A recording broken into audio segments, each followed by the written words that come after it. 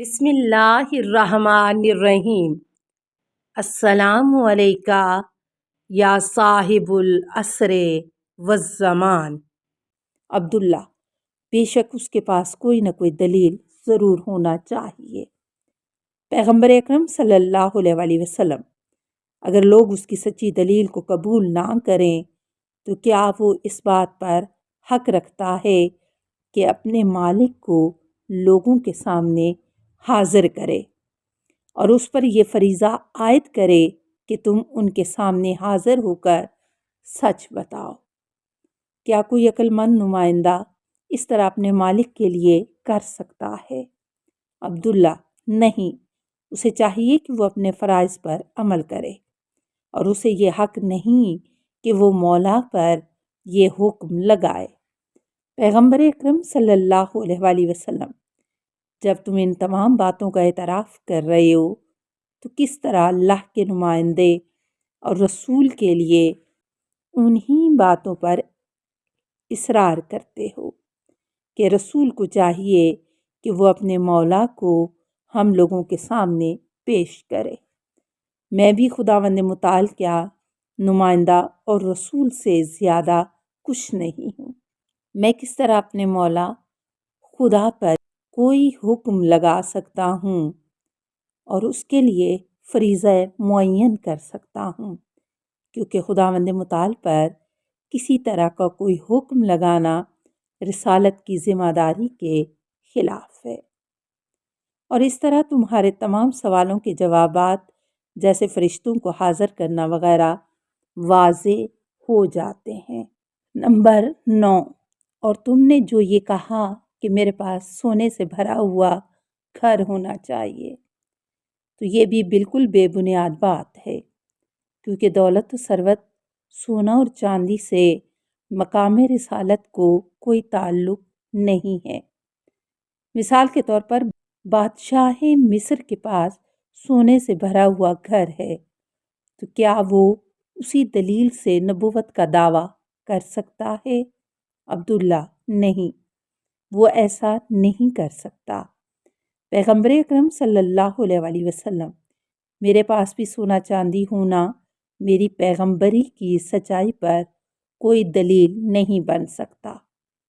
میں خدا کی حجتوں اور نشانیوں کو چھوڑ کر ایسی بے بنیاد دلیل کے ذریعے کم علم اور نادان لوگوں پر اپنی رسالت ثابت نہیں کر سکتا۔ نمبر 10، اور تمہارا کہنا کہ میں آسمان پر جاؤں اور خدا کی طرف سے تمہارے لیے ایک خط لاؤں، تو اس طرح کی باتوں سے واضح ہوتا ہے کہ تم لوگوں میں کوئی بھی ایسا نہیں جو حق قبول کرے، کیونکہ تم لوگ صرف آسمان پر جانے سے اکتفا نہیں کر رہے ہو، بلکہ ساتھ ساتھ یہ بھی کہہ رہے ہو کہ ہمارے لیے آسمان سے خط بھی لایا جائے۔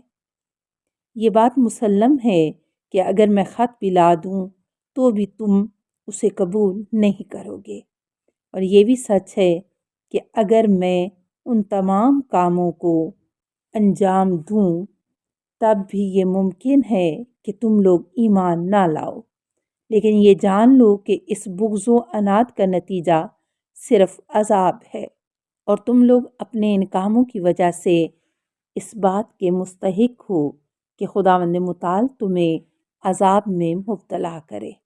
تمہارے تمام سوالوں کے جواب خداوند متعال کے صرف اس جملے میں خلاصے کے طور پر بیان ہو جاتے ہیں: میں بھی تمہاری طرح بشر ہوں، اور خدا کی طرف سے اس بات کے لیے معین کیا گیا ہوں کہ تم تک اس کے احکام پہنچاؤں، اور میرے پاس یہی قرآن معجزہ اور میری نبوت کی دلیل ہے، اور میں تمہارے بے جا تقاضوں کی وجہ سے خدا پر نہ کوئی حکم لگا سکتا ہوں اور نہ کسی بھی طرح کی اس پر تکلیف عائد کر سکتا ہوں۔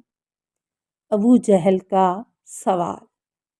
ابو جہل نے کہا، کیا تم یہ نہیں کہتے کہ جب قوم موسیٰ نے اس بات کی خواہش کی کہ موسیٰ انہیں اپنا خدا دکھائے تو خداوند عالم ان پر غضبناک ہوا اور بجلی کے ذریعے انہیں خاکستر کر دیا۔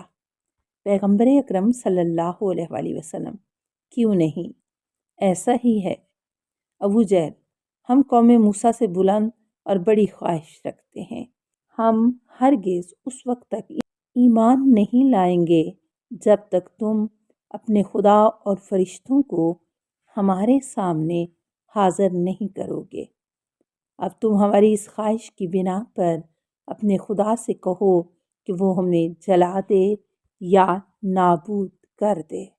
پیغمبر اکرم صلی اللہ علیہ وآلہ وسلم: کیا تم نے حضرت ابراہیم علیہ السلام کی داستان میں یہ نہیں سنا ہے کہ وہ مقام و عظمت میں بہت ہی بلند تھے اور خداوند متعال نے انہیں خاص بصیرت عطا کی تھی کہ وہ زمین پر لوگوں کے ظاہری اور باطنی اعمال کا مشاہدہ کرتے تھے۔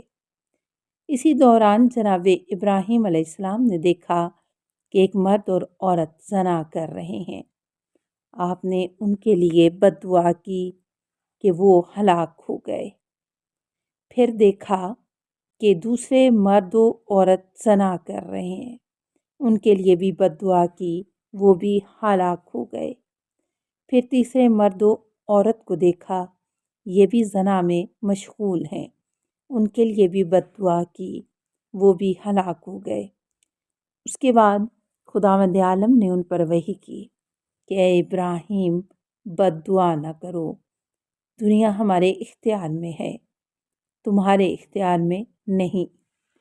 گناہ گار بندوں کی 3 حالتوں سے چوتھی حالت نہیں ہوتی ہے، یا توبہ کرتے ہیں اور میں انہیں بخش دیتا ہوں، یا ان کی آئندہ آنے والی نسلوں میں کوئی بندہ مومن ہوتا ہے جس کی وجہ سے میں انہیں مہلت دے دیتا ہوں، یا پھر میرا عذاب انہیں گھیر لیتا ہے۔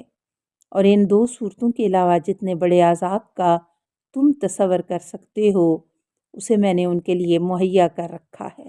اے ابو جہل، اسی وجہ سے خداوند عالم نے تجھے مہلت دی ہے کہ تیری نسل میں ایک مومن پیدا ہوگا جس کا نام اکرمہ ہوگا۔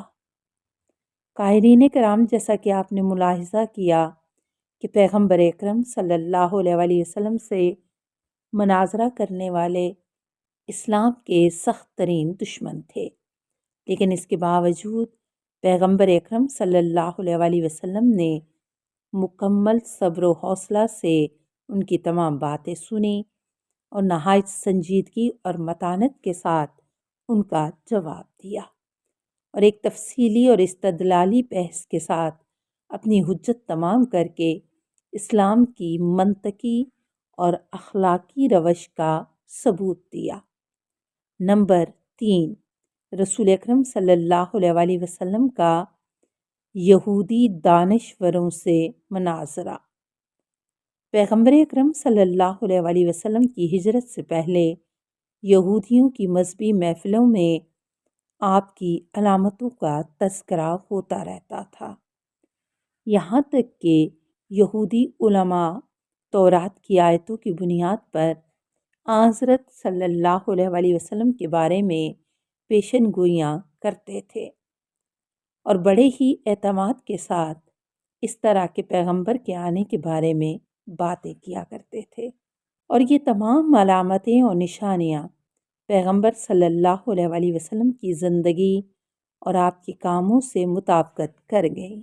یہودیوں کے بزرگ مذہبی افراد اس فکر میں رہتے تھے کہ پیغمبر اسلام صلی اللہ علیہ وآلہ وسلم کی مدد کر کے انہیں اپنی طرف کھینچ لیں اور نتیجے میں ان کے اطراف کی مذہبی قدرت کو حاصل کر لیں۔ لیکن پیغمبر اکرم صلی اللہ علیہ وآلہ وسلم نے جب مدینہ کی طرف ہجرت کی تو بڑی تیزی سے اسلام پھیلا اور یہودیوں کی طاقت سے زیادہ پیغمبر اکرم صلی اللہ علیہ وآلہ وسلم کو قدرت و طاقت حاصل ہوئی، اور اسلام کے منتقل ہونے کی وجہ سے پیغمبر اکرم صلی اللہ علیہ وآلہ وسلم کسی بھی صورت میں اس بات پر راضی نہیں تھے کہ یہودیوں کے پرچم تلے اپنی زندگی گزاریں۔ یہی بات یہودیوں کی محفلوں میں پیغمبر صلی اللہ علیہ وسلم کی مخالفت کا سبب بنی۔ یہودیوں نے طرح طرح سے اسلام کو نقصان پہنچانا چاہا، جیسا کہ سورہ بقرہ اور سورہ نساء کی آیتوں میں ان کا اسلام سے بغض و عناد بیان ہوا ہے۔ مثلاً ان کے کاموں میں سے ایک کام یہ تھا کہ وہ اوس و خزرج کے درمیان 120 سالہ پرانے اختلاف کو پھر سے ابھاریں، مسلمانوں کی متحد صفوں کو انتشار کا شکار بنائیں۔ لیکن پیغمبر اکرم صلی اللہ علیہ وسلم اور مسلمانوں کی ہوشیاری نے ان کے اس عزم و ارادے کو خاک میں ملا دیا، اور اسی طرح ان کی بہت سی دوسری سازشوں کو بھی پورا نہیں ہونے دیا۔ ایک راستہ جس کے ذریعے وہ پیغمبر اکرم صلی اللہ علیہ وسلم اور اسلام کو مغلوب کرنا چاہتے تھے، وہ مناظرہ یا آزادانہ بحث تھی۔ پیغمبر اکرم صلی اللہ علیہ وسلم نے ان کی اس پیشکش کو ہنسی خوشی قبول کر لیا۔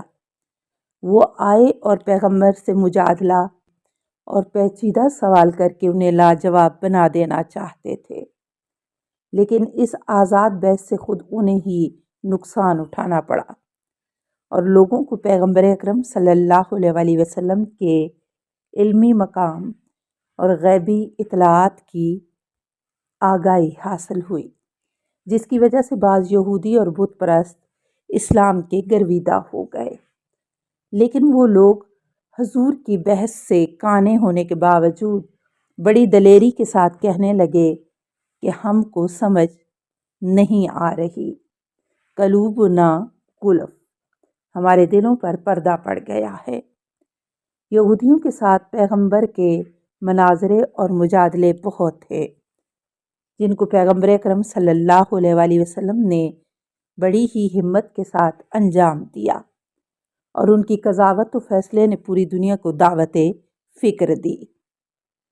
سامعین کرام، ان میں سے کچھ نمونے اگلی اقساط میں پیش کیے جائیں گے۔ السلام علیکہ یا صاحب العصر والزمان، الامان الامان الامان من فتن الزمان، السلام علیکہ یا خلیفۃ الرحمن، السلام علیکہ یا امام الانس والجان، السلام علیکہ یا مظہر الایمان، السلام علیکہ یا شریک القرآن، السلام علیکہ یا قاطع البرہان، السلام علیکہ یا امام زماننا، ھذا اجل اللہ فرجک وسہل اللہ مخرجک وظہورک، السلام علیکہ ورحمۃ اللہ۔ اللہم صلی علی محمد و آل محمد۔